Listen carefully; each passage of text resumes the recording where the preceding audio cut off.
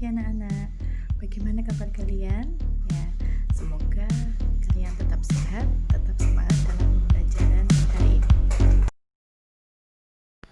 Ya anak-anak, pada pembelajaran kali ini kita akan mempelajari tema 6, subtema 2, pembelajaran 3. Ya. Nah, di situ ada gambar seorang tokoh yaitu bernama Patih Gajah Mada.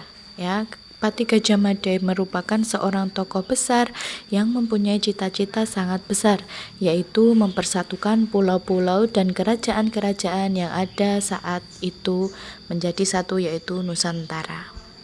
Nah, kalian buka halaman 85, di situ ada bacaan yang berjudul Cita-cita Besar Patih Gajah Mada. Ya. Gajah Mada diperkirakan lahir pada awal abad ke-14 di lembah Sungai Brantas di antara Gunung Kawi dan Gunung Arjuna. Ia berasal dari kalangan rakyat biasa, bukan dari kalangan keluarga kaya ataupun bangsawan. Sejak kecil, dia memiliki bakat kepemimpinan yang sangat kuat melebihi orang-orang sebaya di masanya. Konon, dia terus menempa dirinya agar dapat masuk ke lingkungan pasukan kerajaan. Gajah Mada yang memiliki arti gajah yang cerdas, tangkas, dan energik, mempunyai pekerjaan sebagai anggota prajurit Bhayangkara. Karena kemampuannya, ia pun diangkat menjadi kepala prajurit Bhayangkara dengan tugas memimpin pasukan dengan pengaman dan pengawal raja.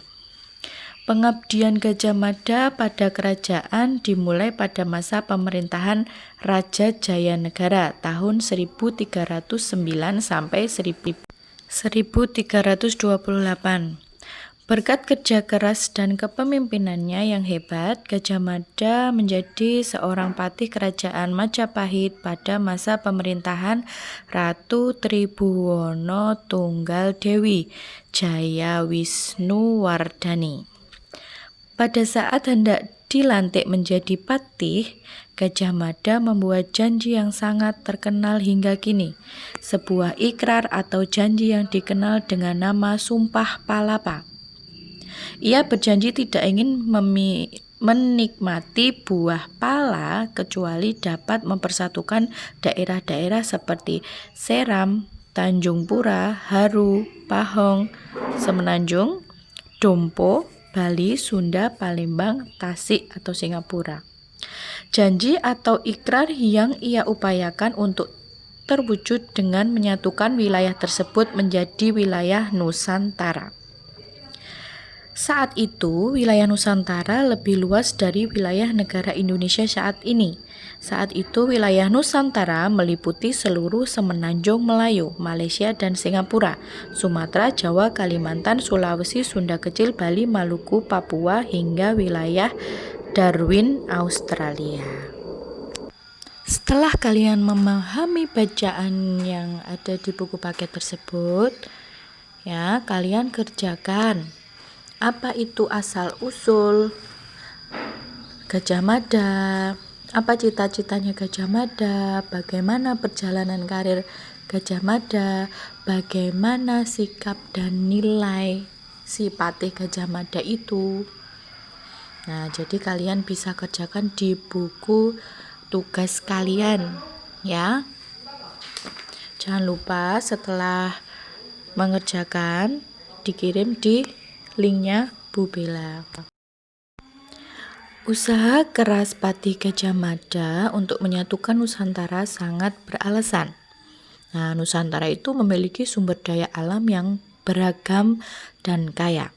Sumber daya alam digunakan untuk memenuhi kebutuhan manusia. Nah, sumber daya alam itu ada dua jenisnya. Ada sumber daya alam yang dapat diperbarui dan ada sumber daya alam yang tidak dapat diperbarui.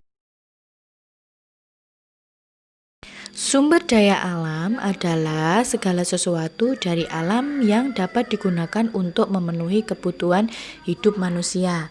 Nah, sumber daya alam yang dapat diperbarui itu contohnya ada air, hasil pertanian, hasil peternakan, itu dapat diperbarui. Air, matahari, tanah, nah itu dapat diperbarui. Hasil pertanian itu bisa dimanfaatkan manusia, dagingnya, jika semisal contohnya kambing ya, dagingnya, kemudian bulunya itu bisa digunakan. Kotorannya itu juga bisa dimanfaatkan oleh manusia.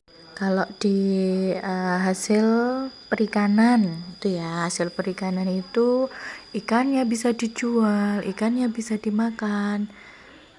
Kalau air itu airnya untuk kehidupan kita sehari-hari, manfaatnya ya untuk mengairi sawah itu termasuk manfaat dari air.